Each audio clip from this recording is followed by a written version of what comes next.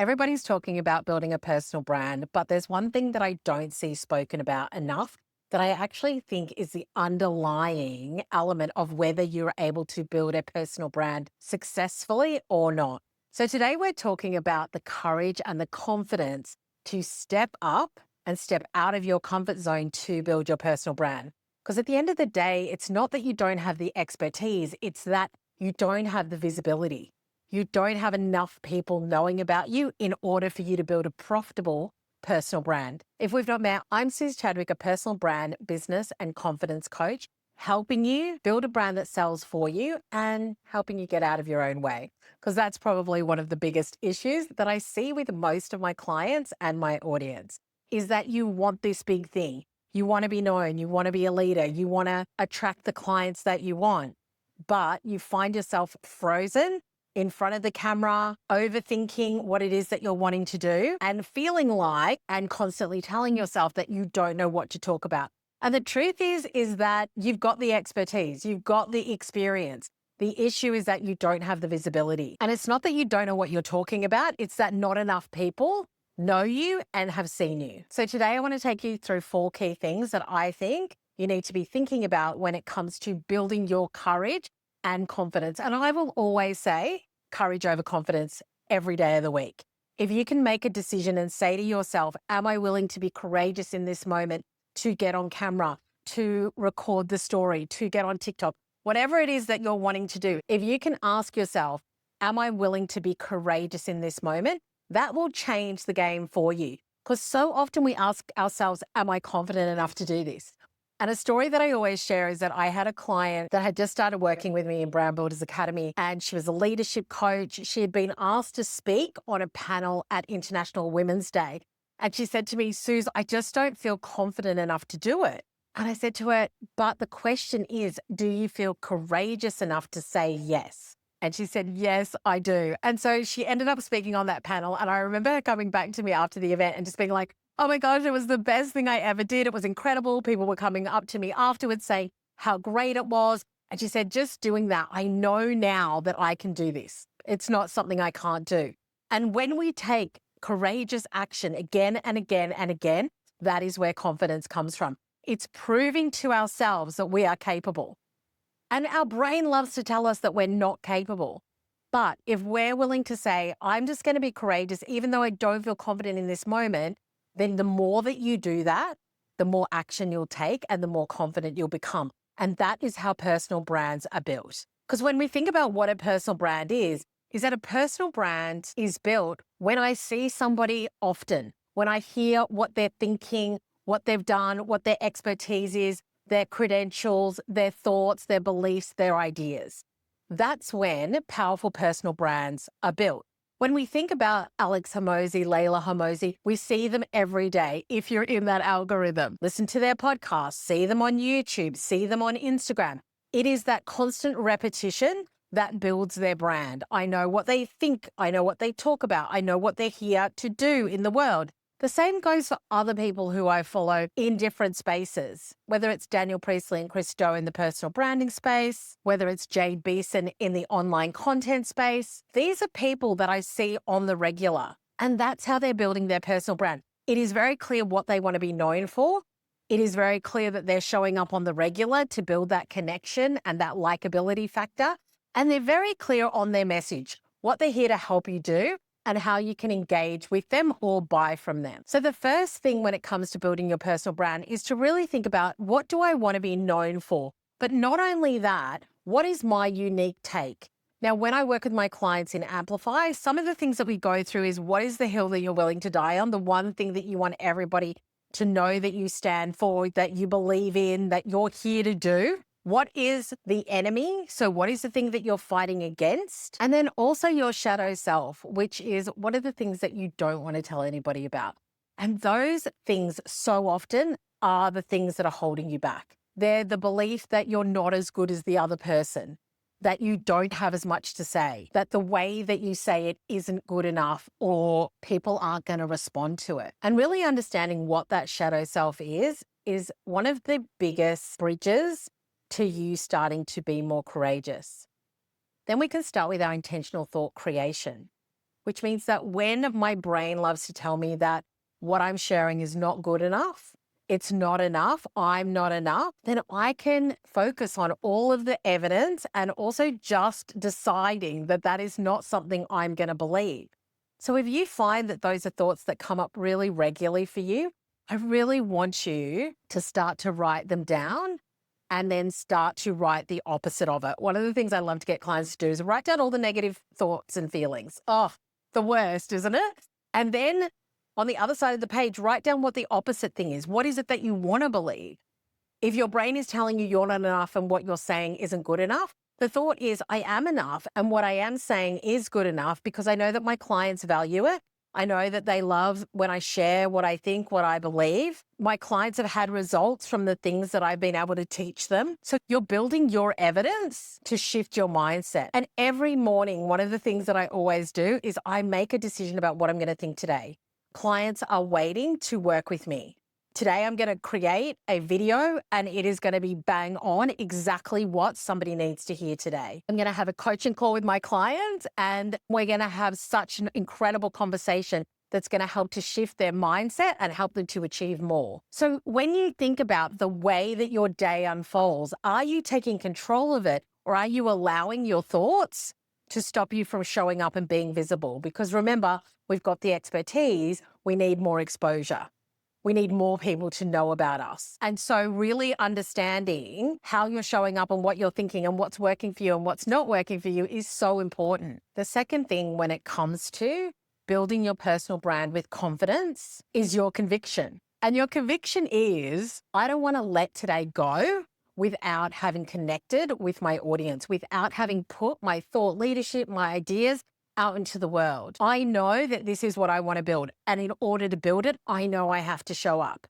And so I am going to do everything in my power, come hell or high water, to make this happen, to show up and to create the reel, to get on my stories, to record the podcast, to record the video, whatever it is. What is your conviction level?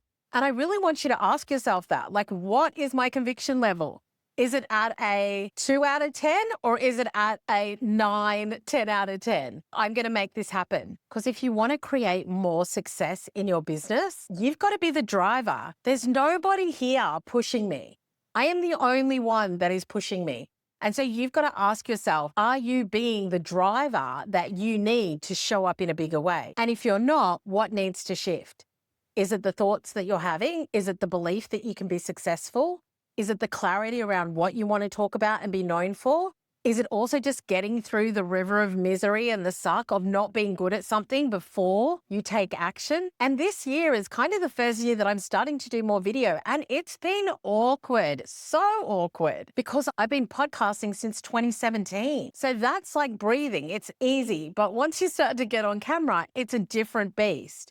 But the more that I do it, the more I encourage myself to do it, the more I drive myself to do it, the easier it's getting, the more I'm enjoying it, the more I'm in flow, which helps me to build my personal brand. And the other thing I want to say is that you don't want to constantly be focused on the numbers because we're in an attention economy. The algorithm works in different ways. And so if you can create, that is the number one thing that you want to be doing. And obviously measuring what's working and what's not. But even when I don't get huge views on my videos or on my socials, I'm still getting clients that are DMing me saying, Suze, that message really lands.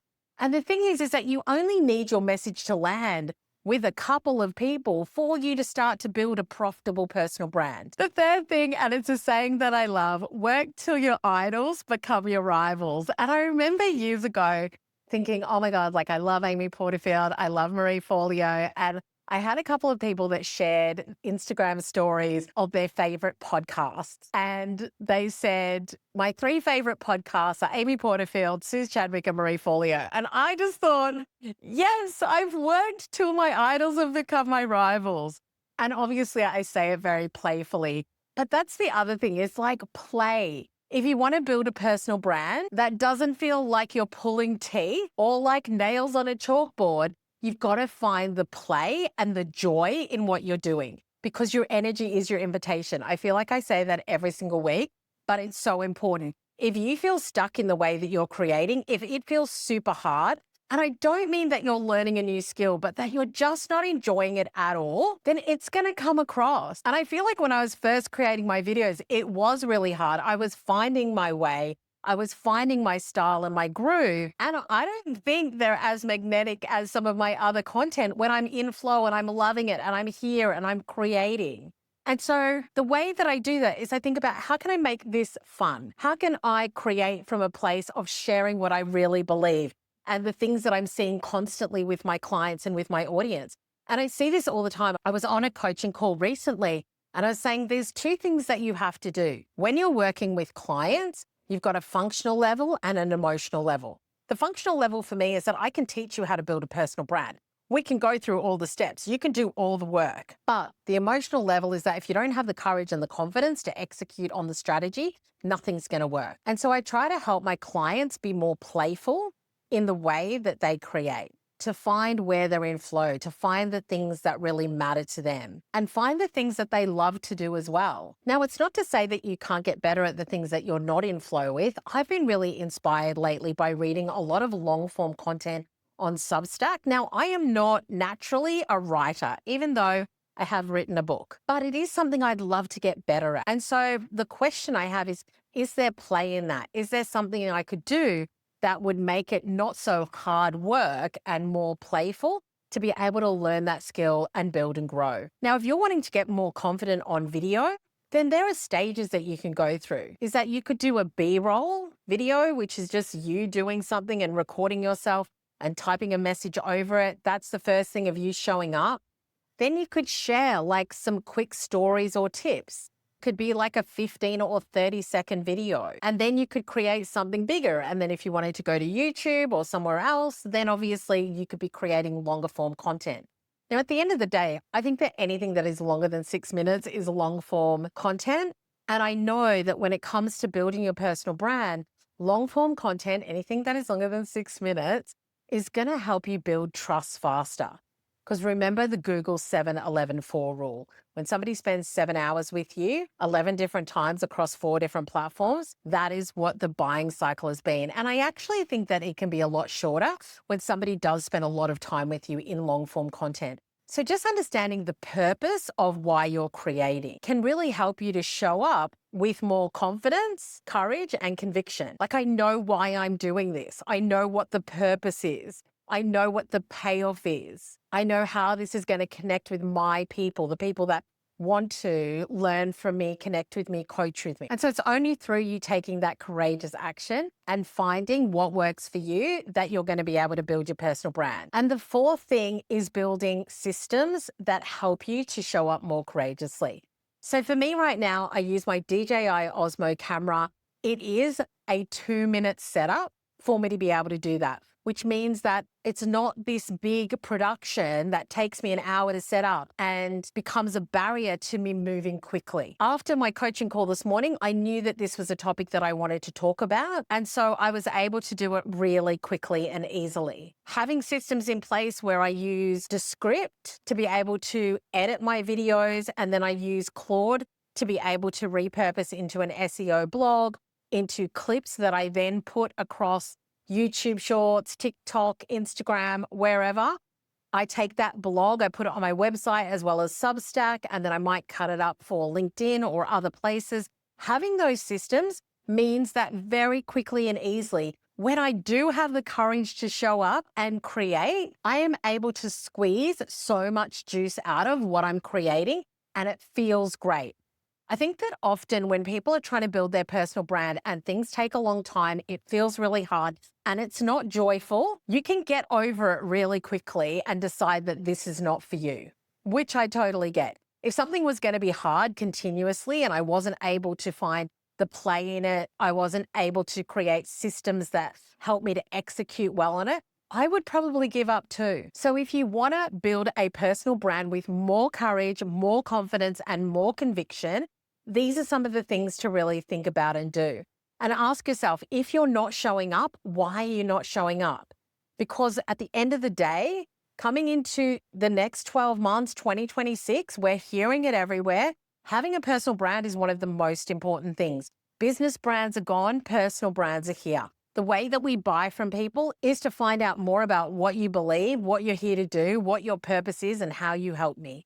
And so for you to be able to communicate that in your business is so important. But we want to have fun in the process. So today is the day for you to take courageous action to build your personal brand.